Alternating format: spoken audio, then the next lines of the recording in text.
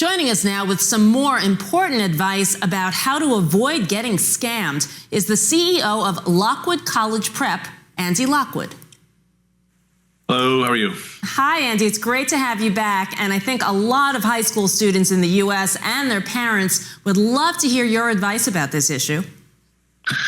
Well, yeah, there are scams abound with all aspects of applying to college and applying for financial aid.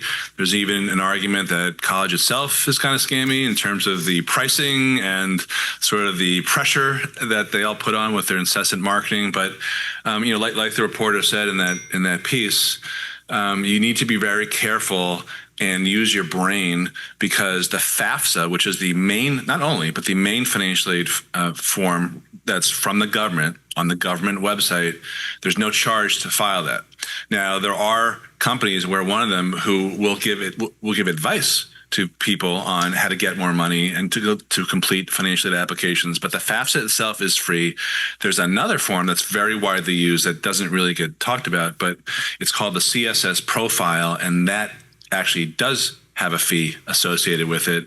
That's used by mostly private colleges that have their own money. So just be careful that you're paying for the right thing that you think you're paying for, but the FAFSA itself is never free. Is never paid for. That's so good to know, such important information. What are some of the biggest problems that you've seen parents face as they navigate this whole financial aid application process online, and how do you advise them as they go through it?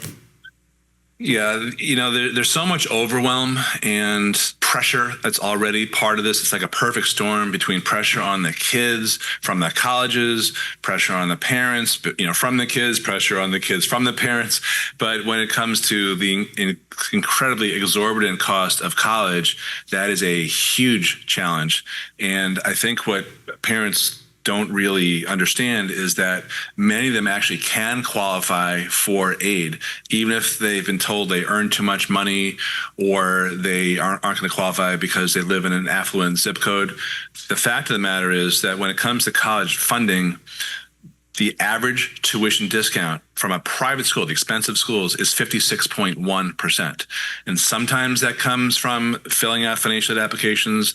Most of the time it's not. Most of the time it's called merit aid, which has nothing to do with your income or savings or other finances. So don't overlook expensive colleges just because they have high sticker prices, because they may end up being the best net price.